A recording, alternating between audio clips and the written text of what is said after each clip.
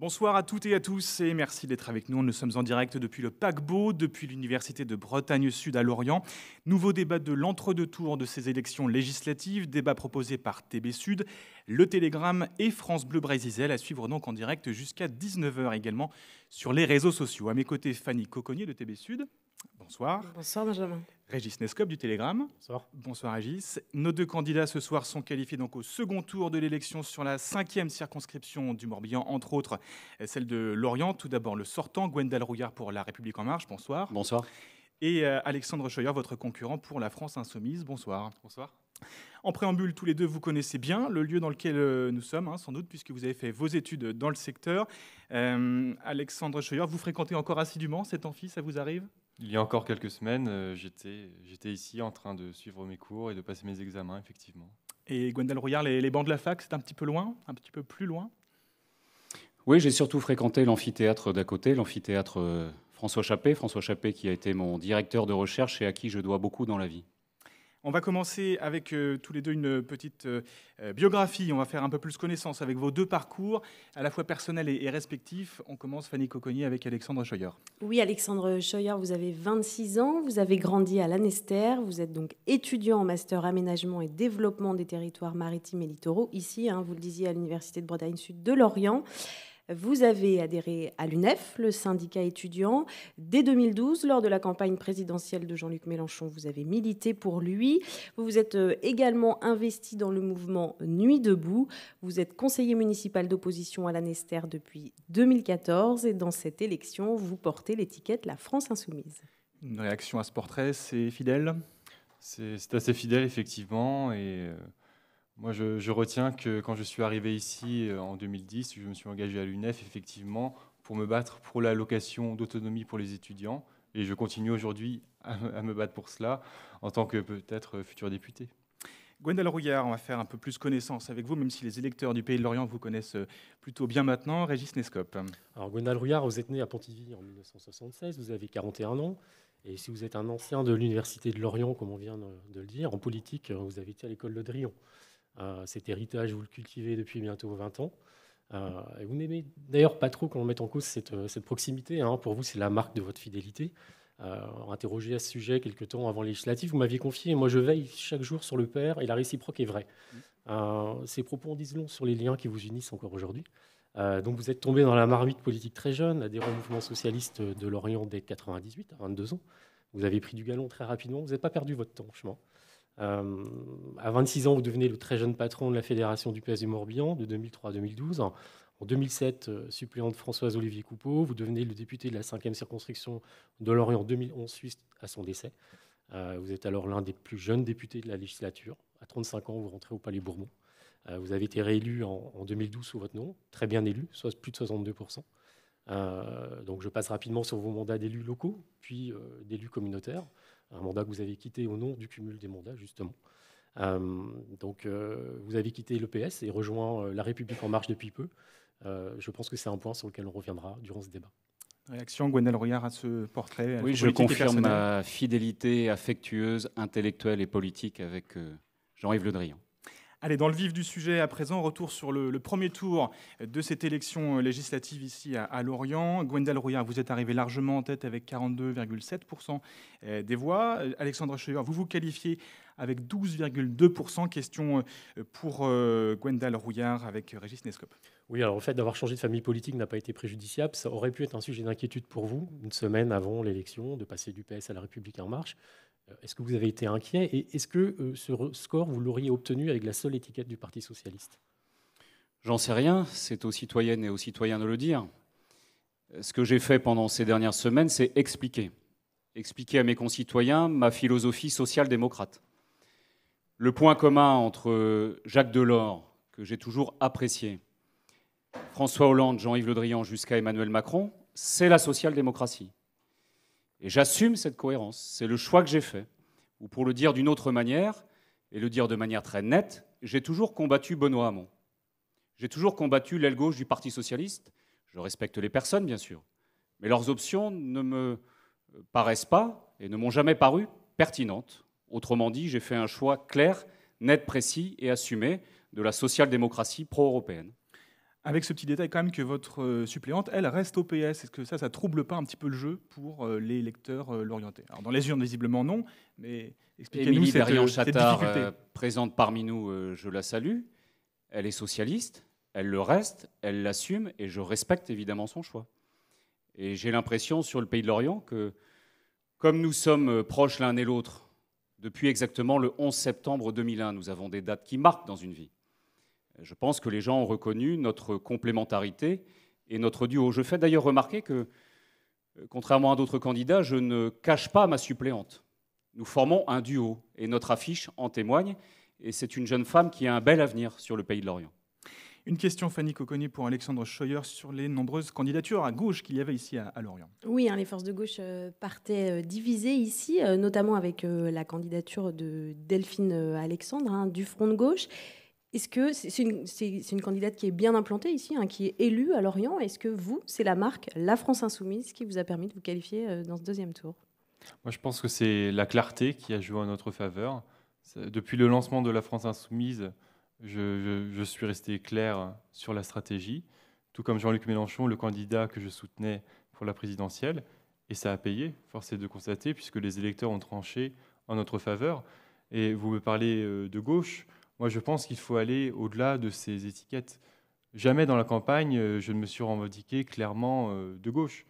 Ce n'est pas ça le problème, en fait. La gauche, la droite, ce sont des concepts qui avaient du sens il y a quelques années encore.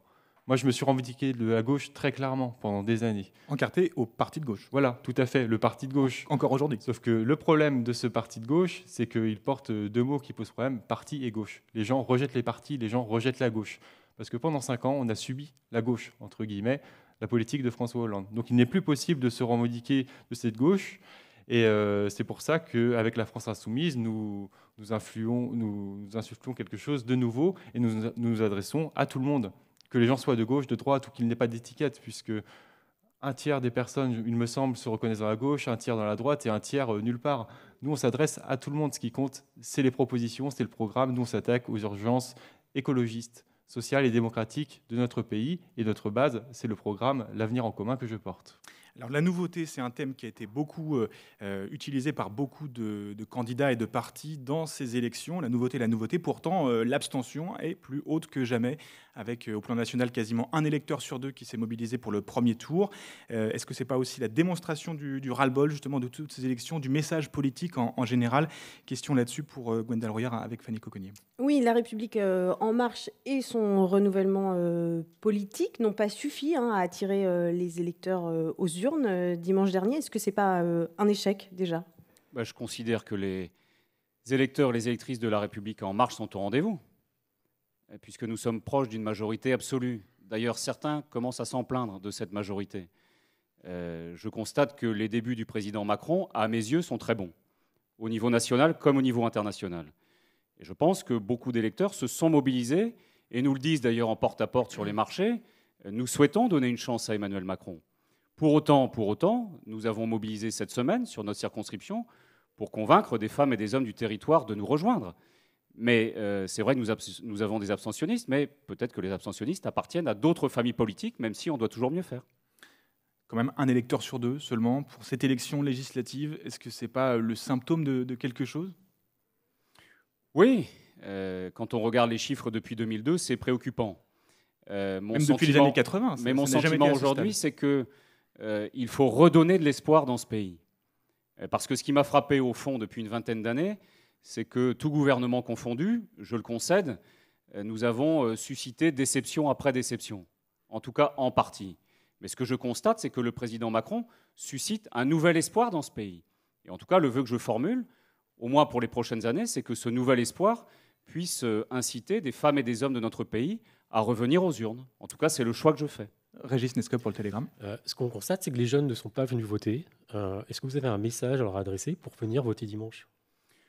Oui, je leur dis que l'avenir du pays leur appartient et que si on s'engage, si on se mobilise, c'est pour toutes ces jeunes générations. Et je donne un exemple auquel nous croyons, je crois, les uns les autres. C'est l'apprentissage.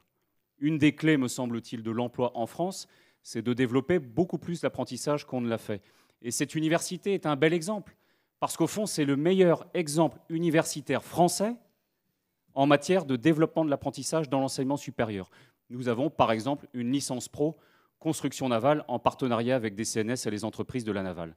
Donc je leur dis, voilà, nous faisons des choses pour vous, sans doute pas assez, mais en tout cas nous sommes engagés au nom des nouvelles générations. Et ça vaut sur l'industrie, l'apprentissage. On pourra parler du climat, j'imagine, ce soir. Oui, on va reparler aussi de la navale à Lorient, sans problème. Une question pour vous, Alexandre Scheuer, sur le thème de l'abstention. Dans le programme de la France Insoumise, dans le projet L'Avenir en commun, il y a justement quelque chose qui règle ce problème, c'est le vote obligatoire. Est-ce que vous pouvez nous dire pourquoi ce serait intéressant, pourquoi un droit deviendrait un devoir d'un seul coup pour tout le monde, et puis votre sentiment aussi justement sur ce taux d'abstention au premier tour? Alors, tout à fait, Gwendal Rouillard nous parlait d'un nouvel espoir. Moi, je vais rester sur les références à Star Wars. Je pense qu'il faut faire usage d'une certaine force pour donner une issue à cet espoir. Et pour nous, la force, c'est la force du peuple. C'était notre slogan de campagne pour la présidentielle. Et nous pensons que les problèmes vont se régler par le peuple, pour le peuple. Donc, concernant le vote obligatoire... En l'obligeant à voter, le peuple, quand même. Alors justement, j'y viens. Sur le vote obligatoire, ce n'est pas une mesure toute seule dans notre programme. Ça s'inscrit dans une logique globale de passage à une 6e République, de renouvellement démocratique, dans laquelle les élus pourraient être révoqués. C'est-à-dire que si un élu, nous ne sommes pas satisfaits de son mandat, on le vire, tout simplement, par référendum. Concernant le vote obligatoire, vous oubliez de préciser quelque chose. Nous sommes également pour la reconnaissance du vote blanc.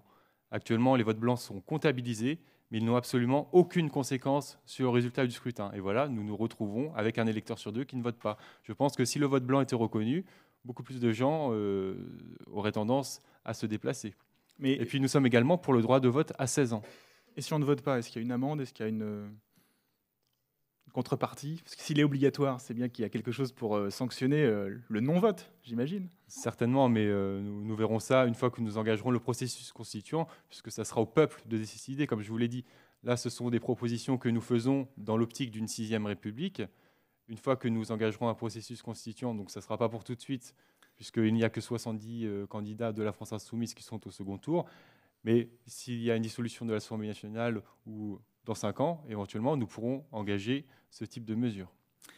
Dans les grands thèmes nationaux de cette élection qui, évidemment, tout le monde l'a compris, est nationale, il y en a un qui arrive très en haut de l'actualité en ce moment, c'est l'état d'urgence, en vigueur dans notre pays donc depuis les attentats de 2015. Le Premier ministre Édouard Philippe envisage de sortir de cet état d'urgence, mais en faisant entrer une partie de ces mesures d'exception dans le droit commun. Une question de Régis Nescop du Télégramme. Oui, Alexandre Scheuer, une question simple. Est-ce une bonne manière de protéger les Français ou assiste-t-on à un vrai recul démocratique? Là, je vais être franc, c'est un vrai recul démocratique. L'état d'urgence, c'est une faute de l'avoir prolongé pendant aussi longtemps. Alors l'état d'urgence, bien sûr, c'est nécessaire quand on subit un attentat. Dans les premiers jours, il faut agir rapidement. Par contre, l'installer pendant des mois, c'est une faute grave.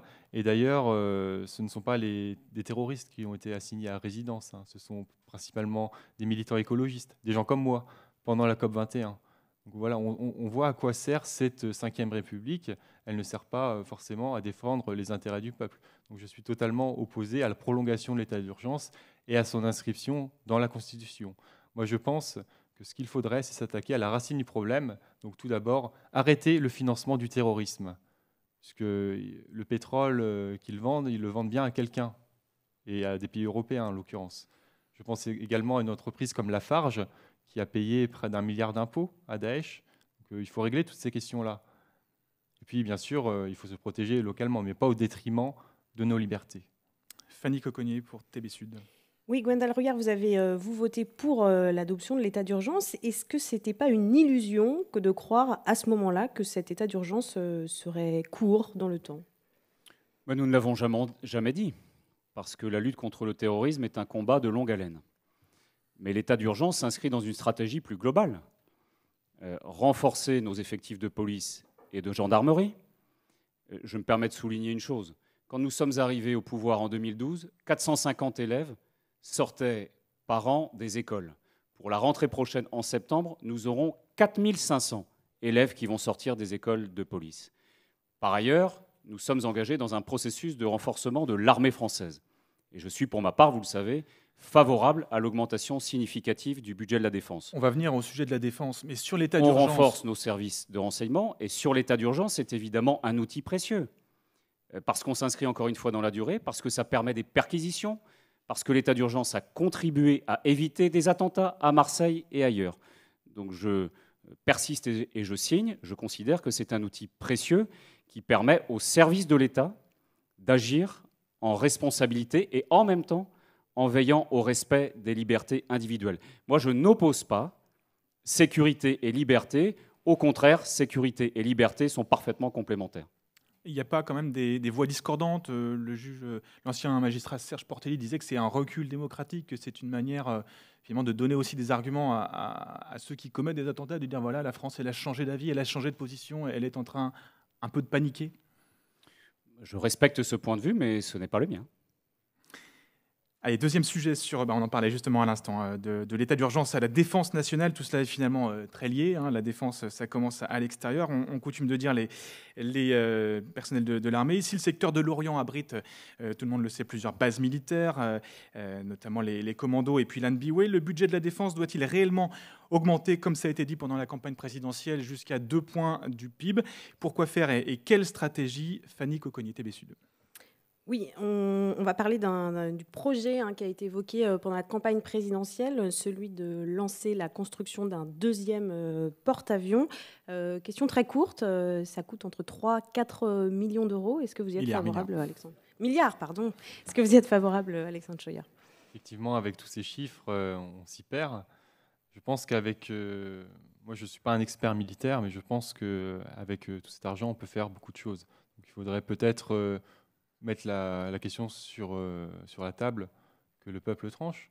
Est-ce qu'on veut continuer à s'armer sans limite comme cela? Je pense que nous avons beaucoup d'armes, mais je pense qu'il faut d'abord investir dans l'humain. Nous sommes pour le renforcement du renseignement. Nous sommes aussi pour donner du matériel qui tient la route à nos militaires à l'étranger. La moitié du matériel à l'étranger est défectueux. Donc c'est sur ces questions-là qu'il faut agir concrètement. Concernant Gonal Rouillard va intervenir là-dessus, j'en suis certain, sur les 2%. Ce n'est pas Macron qui a inventé ces 2% du PIB. C'est le général de Villiers notamment qui avait un peu mis la pression sur François Hollande. Ça vient de l'OTAN. C'est une demande de l'OTAN, donc des États-Unis. Nous sommes pour l'indépendantisme français. C'est-à-dire, c'est aux Français de se défendre eux-mêmes.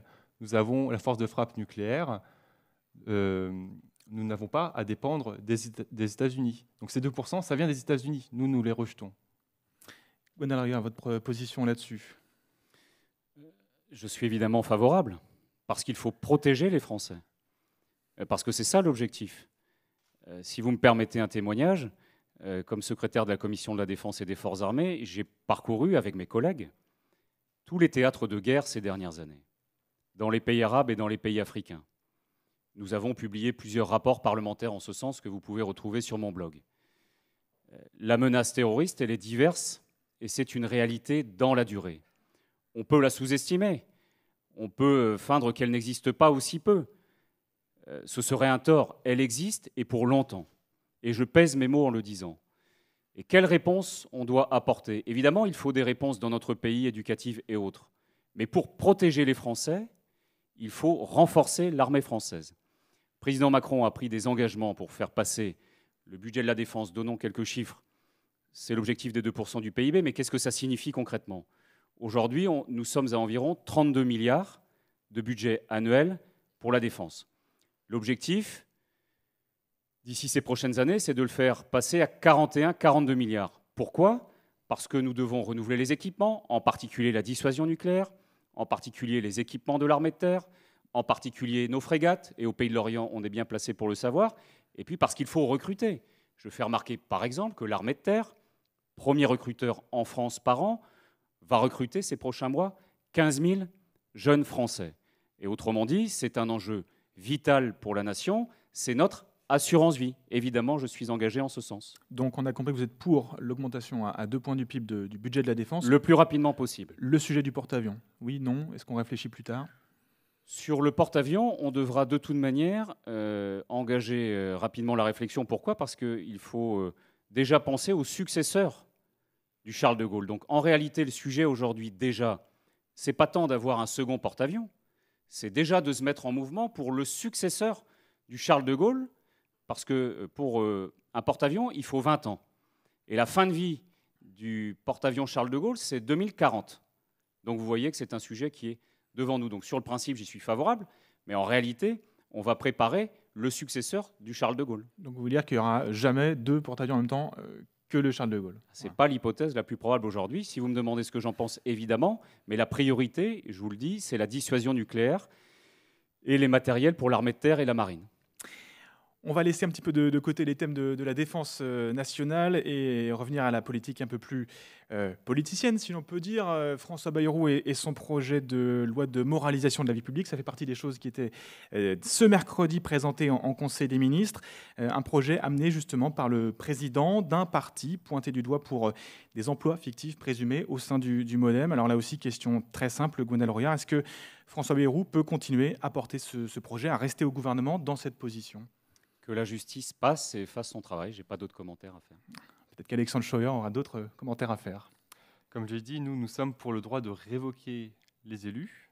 Et moi-même, j'ai signé la charte anti-corps qui vise à lutter contre la corruption des élus et le gaspillage de l'argent public. Je ne suis pas sûr que Gwendal Royard ait signé cette charte anti-corps. Tous les candidats de la France insoumise l'ont signée. Je me suis engagé personnellement à le faire.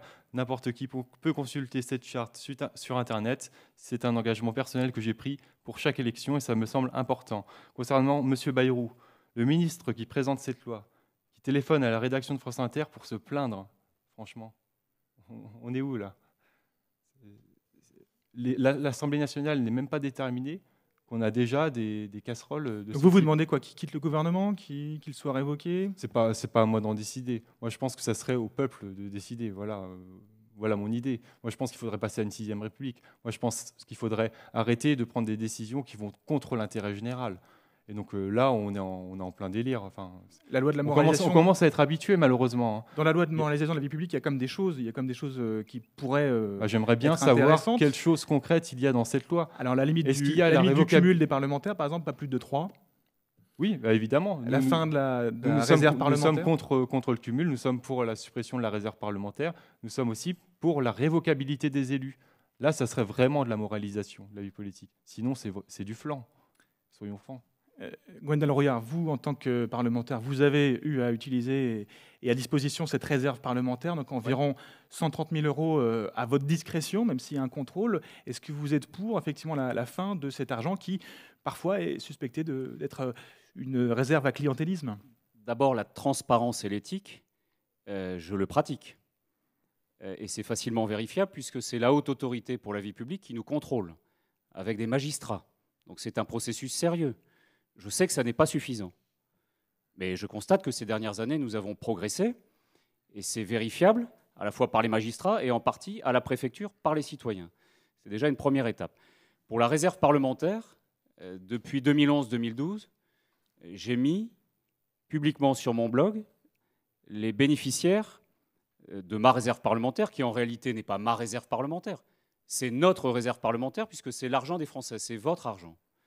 Donc je l'ai toujours pratiqué de manière transparente, et vous pouvez le vérifier au moment même où je parle sur mon blog. Sur le projet de loi, moi je suis favorable évidemment à l'ensemble des dispositions, à ceci près que je considère que la réserve parlementaire est un outil au service du développement territorial.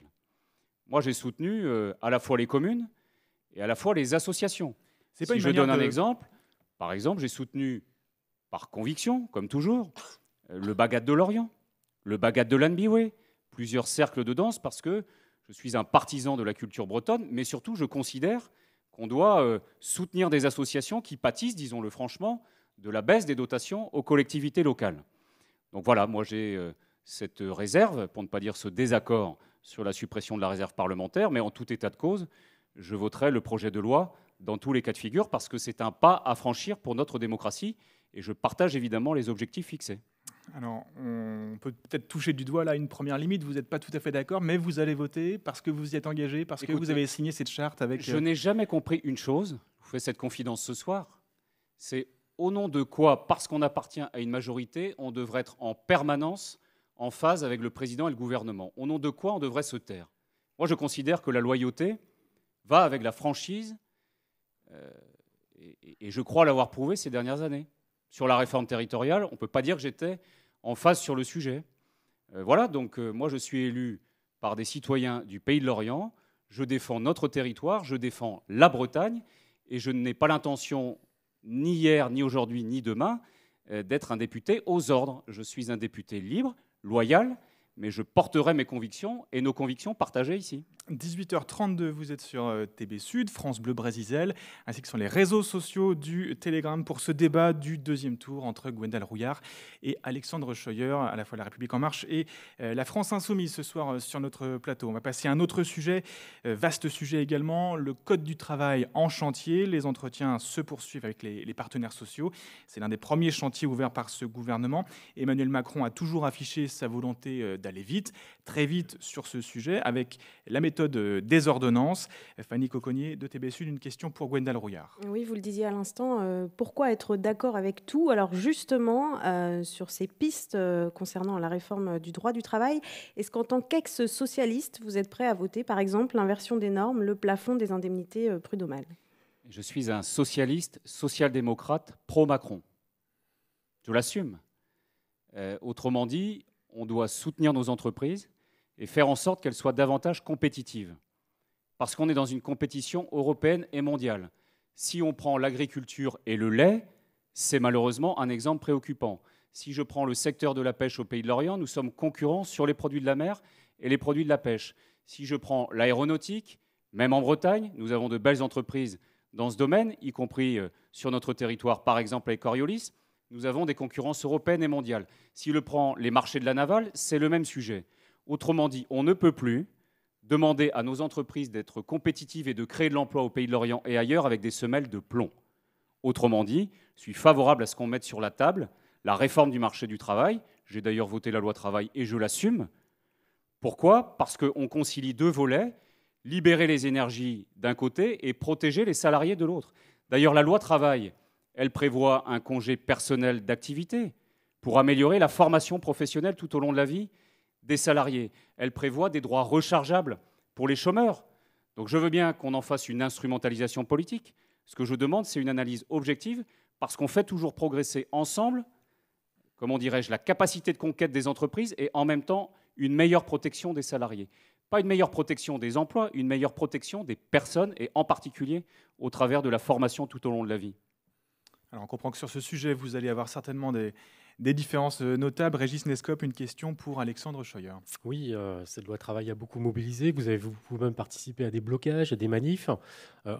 C'est un dossier très, très chaud. Est-ce qu'on va tout droit vers un troisième tour social? C'est-à-dire, est-ce que dès dimanche soir, lundi, les banderoles sont prêtes? Vous êtes prêts à aller dans la rue, manifester? Oui. Je pense qu'il faudrait plutôt poser la question aux syndicats. Mais effectivement, vous devez avoir des liens avec eux, oui, vous devez les consulter. Il y en avait pendant l'intersyndicale, pendant Nuit debout, tout ça, vous devez être... Tout à fait. Effectivement, étant donné que la France Insoumise ne risque pas d'être majoritaire à cette Assemblée nationale, mais espère peser dans l'opposition à ce gouvernement Macron, oui, j'espère de mes voeux qu'il y aura un troisième tour social et ça sera nécessaire pour défendre nos droits. Je reviens sur ce qu'on disait tout à l'heure concernant la moralisation de la vie politique. J'ai bien quelque chose à reconnaître à M. Rouillard, c'est que c'est l'un des seuls, peut-être, futurs députés de M. Macron à ne pas être lobbyiste. Quand même, regardez le profil des différents candidats d'En Marche. La majorité, actuellement, refuse le débat. À Lorient, nous avons cette chance de pouvoir débattre projet contre projet, deux projets de société différents. Moi, j'en suis très heureux. Et nous... Il y a eu beaucoup d'autres débats aussi quand même sur les antennes des médias locaux. La majorité des candidats En Marche n'a pas refusé le débat. Oui, mais ce que je veux dire, c'est qu'il y a beaucoup de candidats En Marche qui refusent le débat, mais on ne va pas se télé là-dessus, parce que ce n'est pas le cas ici. Mais moi, ça m'inquiète beaucoup, du coup, parce que, à part des gens comme Gwendal Rouillard qui ont vraiment une pensée construite, qui assument leur prise de position, moi, je pense que ça va être une assemblée de godillots pour le reste. Ça va être des gens qui vont accepter les ordonnances, qui vont accepter qu'on fasse passer n'importe quoi contre l'intérêt du peuple. Là, je vois une projection de l'Assemblée nationale où il y aurait peut-être 400, voire plus députés En Marche. C'est très inquiétant pour notre démocratie. Un parti qui a fait 11% des Français ont voté pour Emmanuel Macron au premier tour, si on compte l'ensemble des Français. De la présidentielle. Voilà, pour la présidentielle. Et cette personne va se retrouver avec les 4/5e de l'Assemblée. C'est assez inquiétant. C'est pour ça que nous sommes pour la proportionnelle. Et pour revenir sur le sujet de la loi travail, effectivement, là, le clivage est clair. Moi, j'étais en première ligne, je peux m'en vanter clairement, j'étais en première ligne dans les manifestations, sur les barricades, tout ce qu'il faut. Moi, j'essayais de créer de la convergence des luttes entre l'intersyndicale, donc la CGT, FO, FSU, Solidaire, et la jeunesse qui se mobilisait, dont je fais partie. Moi, j'ai mobilisé des étudiants, des lycéens. Alors, il y a des lycéens qui sont mobilisés sans moi, bien évidemment. J'ai essayé de les aider. J'ai créé de la coordination sur les réseaux sociaux. Et finalement, ce n'est bien sorti. Ça a créé beaucoup de liens. Et beaucoup de gens, maintenant, se retrouvent dans mon équipe de campagne. Via Nuit Debout, notamment. Parce que Nuit Debout, peut-être que ça a fait pchit, peut-être qu'on pourrait l'analyser comme ça, mais au final, ça a créé beaucoup de liens sociaux. Est-ce que vous êtes prêt ça a préparé le terrain pour ce troisième tour social. Est-ce que vous êtes prêt à retourner, à dire peut-être aux gens qui nous écoutent aujourd'hui à Lorient, dans le pays de Lorient, il y aura encore des blocages, il y aura encore des blocages du dépôt pétrolier, de la 4 voies, vous allez être gênés parce qu'on va retourner sur le terrain ? Alors moi, je tiens à rassurer quand même mes concitoyens. En ce qui me concerne, je ne ferai pas un blocage pour faire un blocage. Moi, ce que je le fais si ça a du sens. Et si je pense qu'il est nécessaire d'aider les syndicalistes, c'est-à-dire les gens qui se sont battus pour qu'on ait la retraite à 60 ans, les 35 heures, les congés payés, nos salaires actuels, qui sont actuellement en train d'être complètement détricotés, eh bien, je les soutiendrai. Mais je pense qu'il faut éviter d'en arriver là. C'est pour ça que moi, je suis candidat de la France Insoumise. C'est pour éviter à ce qu'on soit obligé d'aller dans la rue, de faire des blocages, d'emmerder tout le monde, clairement, sur la 4 voies, de les empêcher d'aller au boulot. Moi, ça ne me faisait pas rire quand je voyais des gens qui nous gueulaient dessus en nous disant « vous m'empêchez d'aller au boulot ». Moi aussi, je n'étais pas au boulot. Moi, pendant ce temps-là, je n'étais pas en train de réviser. Pendant ce temps-là, je n'étais pas en cours, j'ai dû rattraper. J'ai peut-être foiré des examens aussi.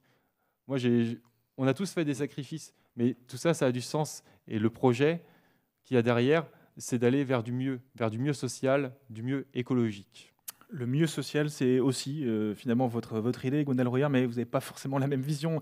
Expliquez-nous en quoi, justement, cette future loi travail, elle sera une protection pour les salariés, puisque ce n'est pas vraiment la position de votre concurrent. Le social-démocrate que je suis veut croire au dialogue social, même si c'est compliqué en France. Le président Macron, il réunit des sociodémocrates, des centristes et des gens de droite pour politiquement initier une nouvelle démarche en France. Syndicalement, le vœu que je formule, à la fois les syndicats de dirigeants d'entreprise comme les syndicats de salariés, c'est qu'on ait une capacité à produire du compromis ensemble. Et la méthode et le calendrier sont clairement indiqués aujourd'hui pour évoquer les sujets dont on parle.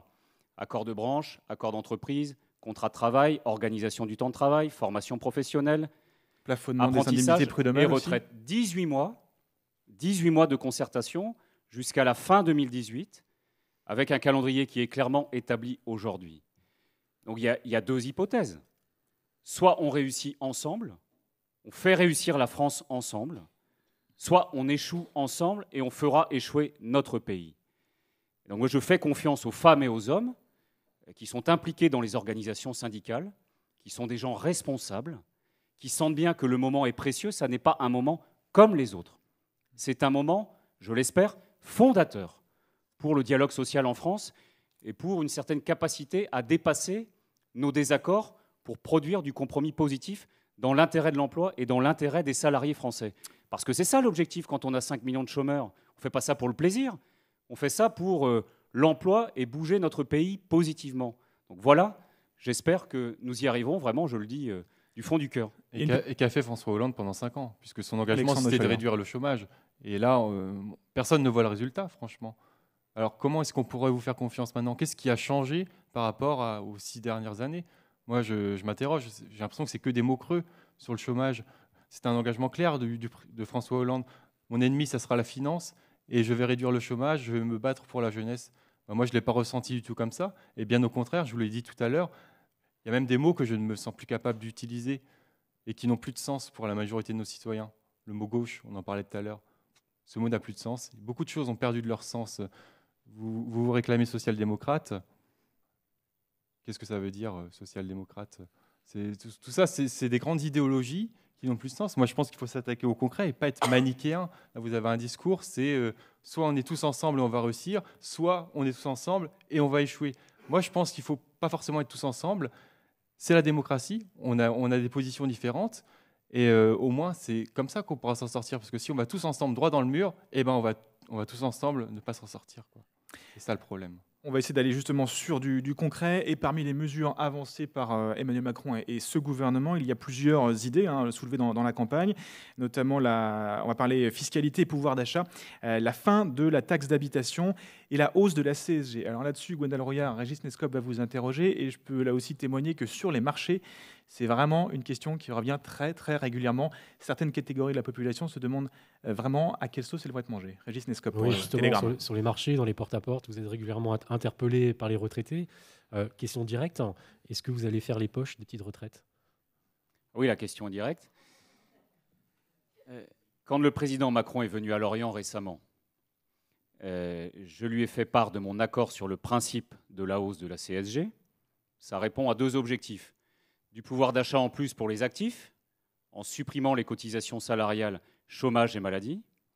Et d'un autre côté, réduire le coût du travail pour permettre à nos entreprises de gagner en compétitivité. Sur ce principe, je suis en phase et je l'assume. Là où je ne suis pas d'accord, et je l'ai dit au président Macron, je lui ai même écrit cette semaine, c'est que je considère que le plafond de 1 200 € est trop bas. Donc, pour moi, je considère que le plafond doit être relevé à 1 600 €. Donc voilà, je l'ai dit à mes concitoyens, je l'ai écrit au président Macron, et on aura un débat parlementaire sur ce sujet. Et là-dessus, vous n'êtes pas forcément d'accord avec d'autres candidats, par exemple en Sud-Bretagne, qui disent sur les marchés, au contraire, mais ça va s'équilibrer pour vous avec la taxe d'habitation, vous n'aurez plus besoin d'aider vos enfants à la fin de l'année, ça va s'équilibrer finalement. C'est neutre.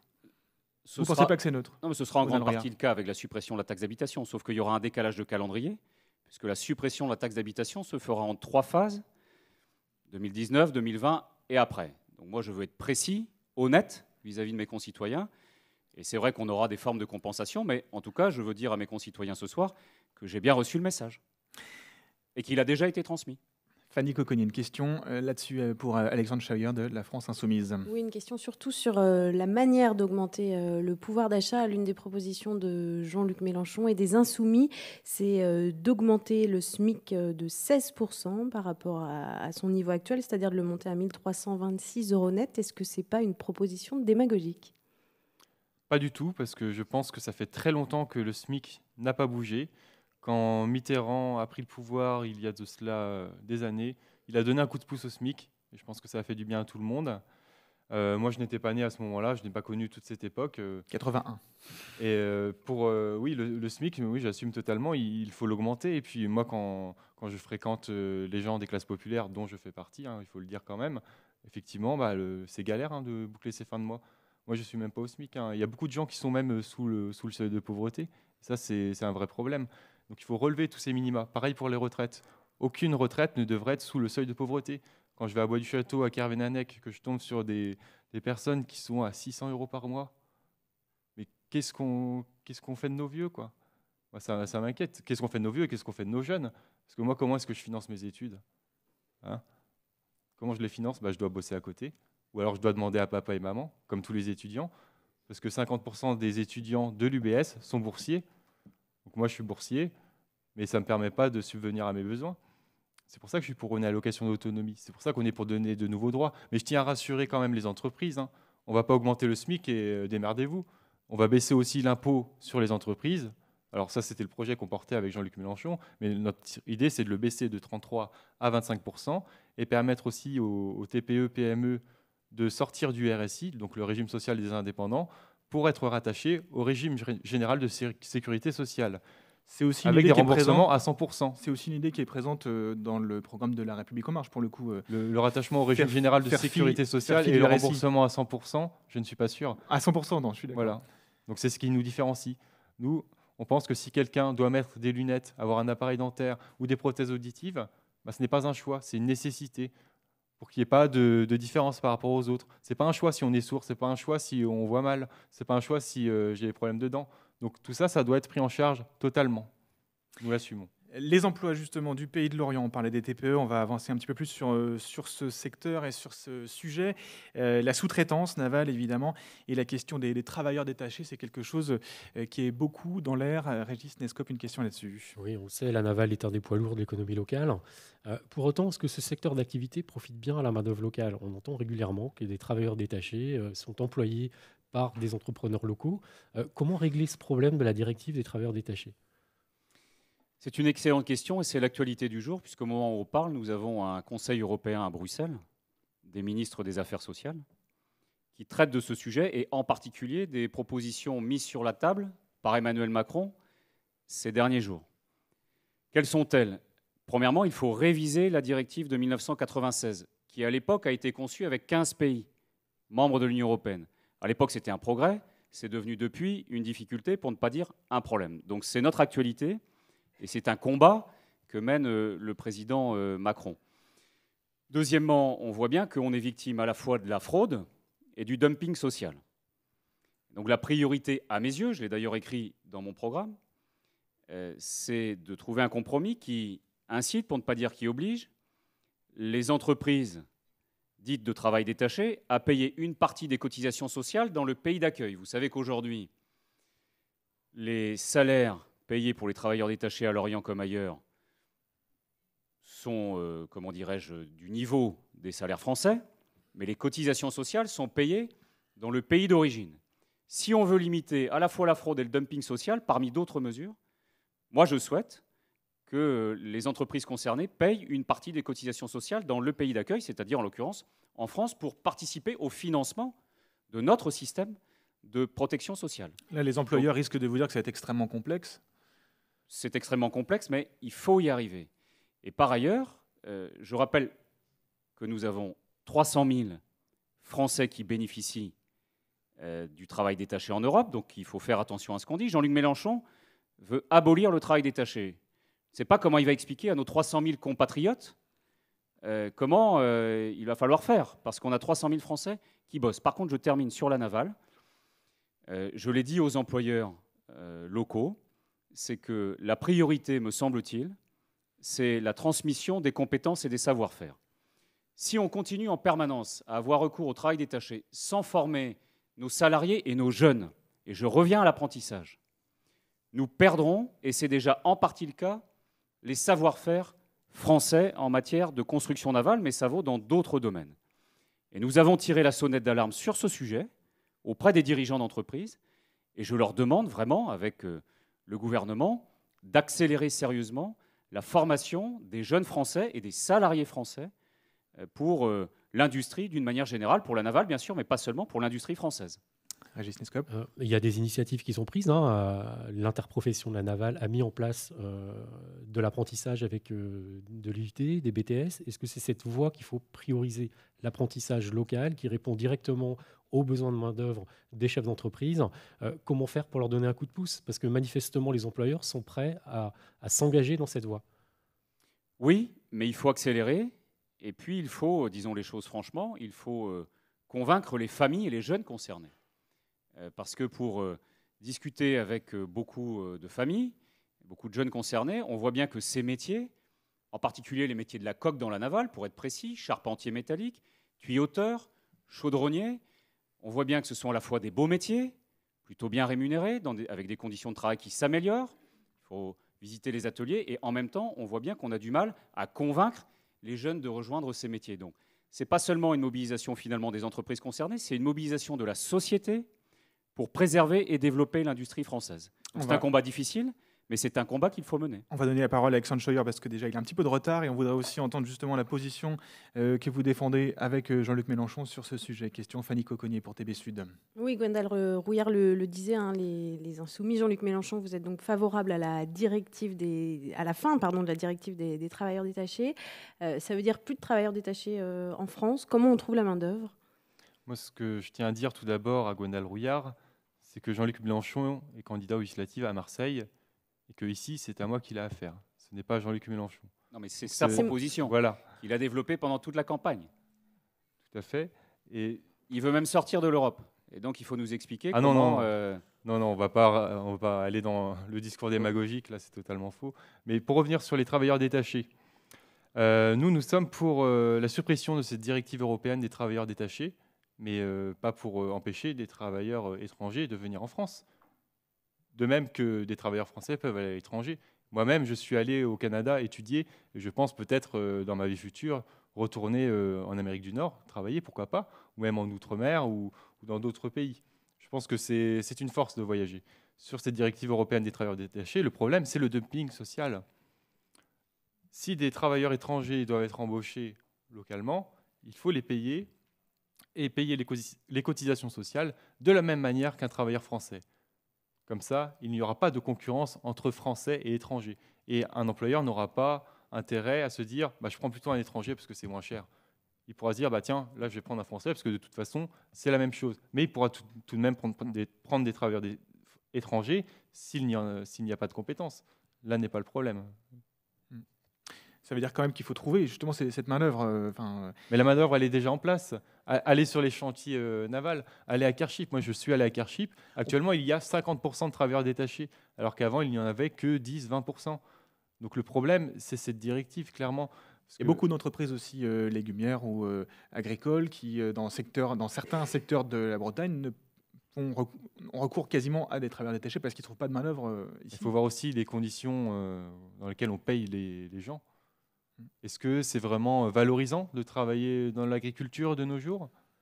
Est-ce que c'est super valorisant de se lancer dans une petite exploitation, de faire du bio, du local? Non, ce n'est pas valorisé aujourd'hui. Aujourd'hui, il faut être dans une grosse entreprise, faire du productivisme, répandre des pesticides partout. Je pense que nos agriculteurs actuels, comme les gens qui aimeraient se lancer, méritent mieux que ça. Il faudrait les accompagner. Nous voulons créer 300 000 emplois dans l'agriculture pour passer au 100% bio dans les cantines, parce que nos gosses, ils méritent de manger bio, ils méritent de manger bien. Nous sommes aussi pour la gratuité dans les cantines, parce qu'il n'y a pas de raison qu'un gosse, parce que ses parents n'ont pas les moyens de payer, qu'il ne puisse pas manger comme les autres. Voilà, c'est une logique globale de notre programme. Alors on parle de nourriture, on va passer justement à la nourriture qui vient de la mer. Et le Brexit, ça aussi c'est un sujet qui intéresse, qui interpelle beaucoup à Lorient. Quelles conséquences du futur Brexit pour les pêcheurs lorientais? Tout cela est encore évidemment en négociation. La manière dont la Grande-Bretagne va se séparer de l'Union européenne. Est-ce que les grands perdants ne seront pas, par exemple, les pêcheurs de Lorient? Gwendal Rouillard. C'est possible. C'est la raison pour laquelle nous avons invité le président Macron à Lorient ces derniers jours, au port de pêche, pour préparer la négociation dans le cadre du Brexit. Juste deux chiffres, 50% des apports en pêche fraîche en Bretagne proviennent des eaux britanniques. Et si on prend un exemple local, l'entreprise Scapèche, au port de pêche à Lorient, 80% des apports en pêche fraîche de la Scapèche proviennent des eaux britanniques. Autrement dit, c'est un sujet vital pour la pêche lorientaise, mais aussi pour la pêche française plus généralement. Et que peut faire un député concrètement? Parce que là, vous avez un petit peu d'avance d'abord, sur le député, votre concurrent, il a invité le et il nous reste président 4 minutes dans le débat. D'abord, le député, il a invité le président Macron avec Norbert Métairie, parce qu'il faut que ce dossier pêche soit en haut de la pile des négociations du Brexit. Et deuxièmement, j'irai avec Norbert Métairie à Bruxelles, avec le gouvernement français, pour négocier avec les Britanniques.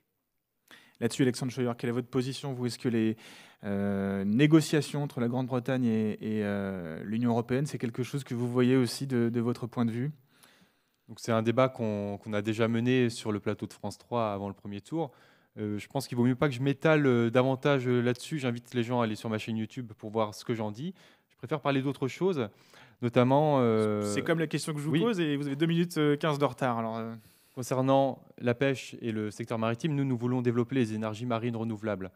Donc ça permettra de relancer, d'utiliser les chantiers navals existants. Ça veut dire que vous dites aux pêcheurs, il faut changer de métier et devenir manutentionnaire d'éoliennes? Sur la pêche, nous sommes pour la pêche artisanale. Si vous voulez bien voir ce que je veux dire. La pêche artisanale, c'est-à-dire nous sommes opposés aux grands navires usines. Nous sommes opposés au chalutage en eau profonde. Nous en parlions tout à l'heure sur RCF.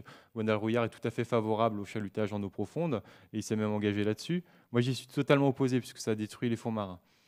Il faut de la pêche, bien évidemment. Moi, je n'ai rien contre les pêcheurs, bien au contraire. De par mes études, j'ai fréquenté des pêcheurs un certain nombre de fois. Mais il faut revoir tout notre système parce que si on continue à produire comme on le fait actuellement, les stocks vont être épuisés très vite. Il faut aussi poser la question des quotas. Qu'est-ce qu'on fait les quotas? À un moment, les pêcheurs, il faut leur poser la question.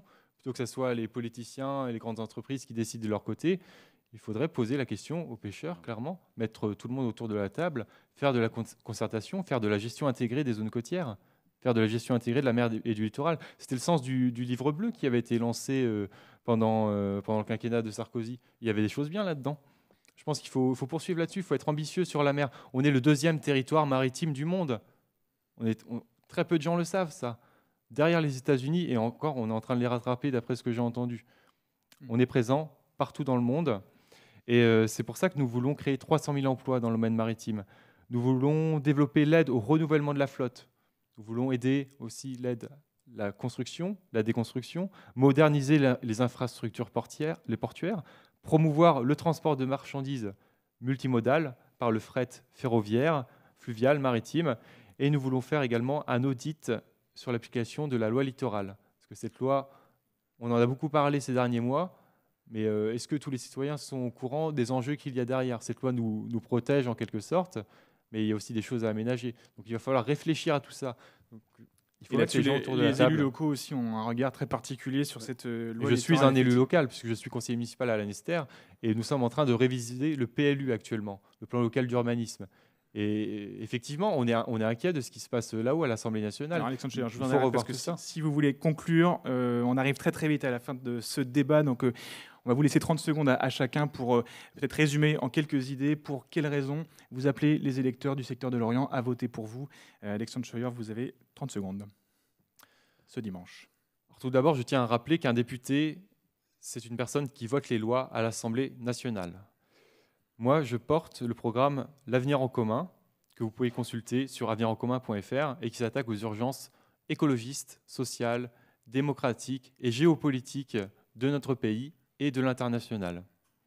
Maintenant, je vais m'adresser vraiment à vous tous. Le programme porte une philosophie générale que j'ai pu exposer, mais au-delà de ça, il y a aussi un enjeu localement. Est-ce qu'on va donner 400 à 450 députés à M. Macron pour lui donner les pleins pouvoirs, ou est-ce qu'on va encorner la baronnie locale, Le Drian, Rouillard, Métairie? Merci, le terme baronnie a été prononcé. Gwendal Rouillard, vous avez 20 secondes pour répondre. 3 choses en 30 secondes. Je vous invite à donner une belle majorité au président Macron pour être efficace ensemble. Deuxièmement, pour le Pays de Lorient, nous vous proposons notre candidature. J'espère que vous l'assimilez à l'efficacité et à la proximité. En tout cas, nous sommes déterminés à être au rendez-vous.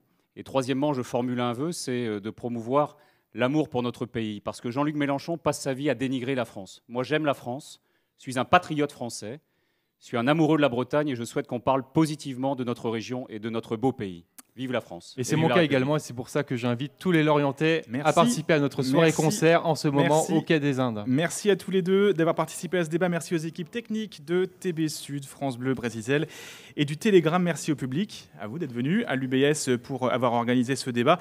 Le deuxième tour, c'est dimanche. N'oubliez pas, les bureaux de vote ouvrent à 8h. Très bonne soirée à tous.